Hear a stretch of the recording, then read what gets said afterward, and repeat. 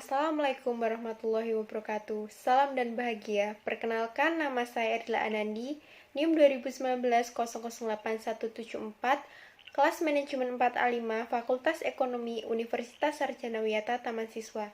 Di sini saya akan mempresentasikan hasil tugas saya untuk memenuhi salah satu tugas ujian akhir semester mata kuliah Manajemen Informasi.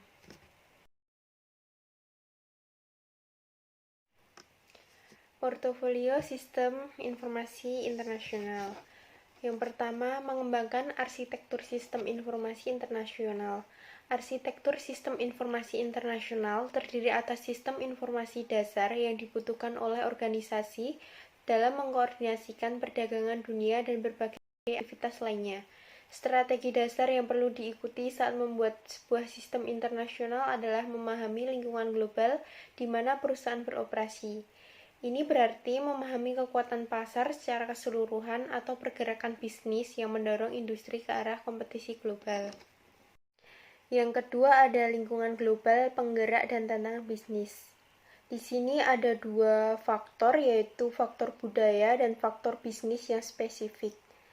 Faktor budaya meliputi yang pertama, komunikasi global dan transportasi teknologi, yang kedua, pengembangan budaya global, yang ketiga, munculnya norma-norma sosial global, yang keempat, stabilitas politik, dan yang terakhir ada basis pengetahuan global. Dan faktor bisnis yang spesifik itu meliputi yang pertama, pasar global, yang kedua, produksi dan operasi global, yang ketiga, koordinasi global, yang keempat, global workforce, dan yang terakhir ekonomi berskala global. Yang ketiga ada sistem global untuk menyesuaikan strategi. Sistem adalah berbagai aktivitas yang dilibatkan dalam pembuatan dan operasi sistem informasi, konsepsi dan keselarasan dengan rencana bisnis strategis, pengembangan sistem serta aktivitas yang dilakukan terus-menerus dan pemeliharaan.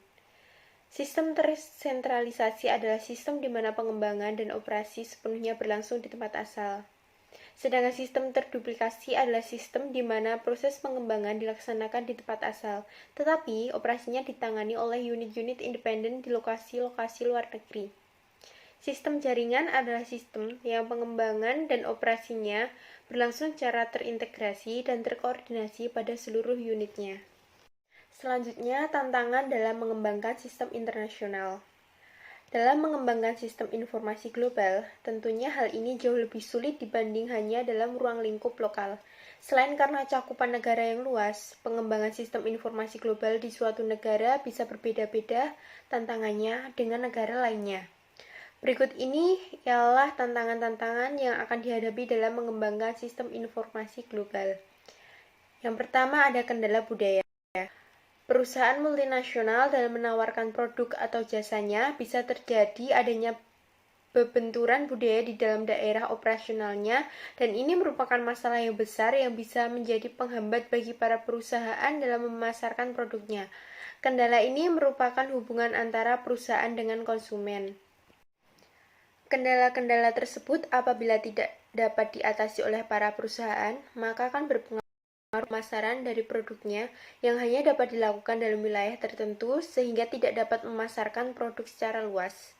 Untuk itu, setiap perusahaan harus mempunyai ide yang kreatif serta dinamis untuk mengatasi kendala tersebut. Dan perusahaan harus memenuhi kebutuhan berikut ini. Yang pertama ada selain kebutuhan global, perusahaan multinasional juga harus memenuhi kebutuhan lokal. Yang kedua, kemampuan multibahasa juga harus dipenuhi, karena setiap negara atau wilayah operasi mempunyai kebudayaan yang berbeda-beda. Salah satunya ialah bahasa. Yang ketiga, perusahaan juga tetap menetapkan standarisasi yang telah ditetapkan oleh pusat.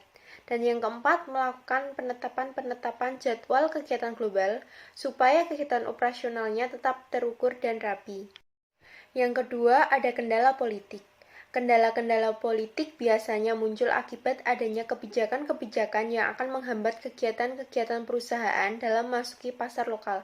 Seperti misalnya yang pertama, ada pemerintah menghambat pembelian atau impor perangkat keras, dikarenakan pemerintah berusaha untuk melindungi perusahaan lokal dari investasi asing yang akan mengancam keberlangsungan dari perusahaan lokal tersebut untuk berkembang. Dan yang kedua, pemerintah membatasi pemrosesan data, sehingga data yang akan dikirimkan ke luar negeri diproses terlebih dahulu oleh pemerintah Hal ini dilakukan untuk mencegah rahasia-rahasia negara diketahui oleh pihak luar. Yang ketiga, ada pembatasan komunikasi data. Pembatasan komunikasi data yang paling umum dilakukan pemerintah ialah pembatasan arus data lintas batas atau perpindahan data yang dapat dilakukan oleh mesin yang melintasi batas negara. Pembatasan arus data lintas batas dapat dibagi menjadi 4 jenis, yaitu ada data operasional, data transaksi pembelian dan penjualan barang, data arus kas yang masuk dan keluar. Ada data pribadi yang mengenai individu tertentu, data pemesanan tiket kereta api, pemesanan tiket pesawat, dan pemesanan kamar hotel. Yang selanjutnya ada transfer data elektronik antar negara, dan yang terakhir ada data teknik dan ilmiah. Yang keempat, ada kendala geoekonomik. Kendala ini sering ditemui oleh perusahaan-perusahaan multinasional dalam memasarkan produknya berhubungan langsung dengan perekonomian yang berbatas di wilayah operasional di sebuah negara. Seperti misalnya ketidaksamaan mata uang di setiap negara yang menjadi masalah apabila suatu nilai mata uang di negara operasional lebih tinggi dibandingkan negara asal, yang dapat berpengaruh pada pengeluaran dana dalam memenuhi kebutuhan perusahaan. Yang kelima, ada kendala kurangnya dukungan dari anak perusahaan. Beberapa manajemen anak perusahaan juga sering merasa bahwa anak perusahaan bisa tetap beroperasi tanpa adanya bantuan serta arahan dari arahan pusat. Mereka menganggap bahwa anak perusahaan tak mampu berdiri sendiri tanpa intervensi dari perusahaan induk. Hal ini bisa menjadi masalah karena hal ini bisa menyebabkan anak perusahaan berjalan tidak sesuai dengan standarisasi yang telah ditetapkan manajemen pusat dan bisa memicu konflik. Isu manajemen dalam mengembangkan sistem internasional. Ketika perusahaan menentukan suatu model bisnis global dan strategi sistem, mereka harus memilih perangkat keras, perangkat lunak, dan standar jaringan seiring dengan aplikasi sistem yang utama untuk mendukung proses bisnis global. Tantangan yang utama adalah menemukan cara untuk menstandarkan platform komputasi global ketika terdapat banyak sekali variasi dari unit operasi yang satu ke unit operasi lain dan dari satu negara ke negara lain. Yang pertama ada platform komputasi dan integrasi sistem. Perkembangan arsitektur sistem informasi lintas negara yang didasarkan pada konsep sistem inti menimbulkan pertanyaan mengenai bagaimana sistem inti yang baru akan cocok dengan sejumlah aplikasi yang ada yang telah dikembangkan di seluruh dunia oleh divisi-divisi yang berbeda.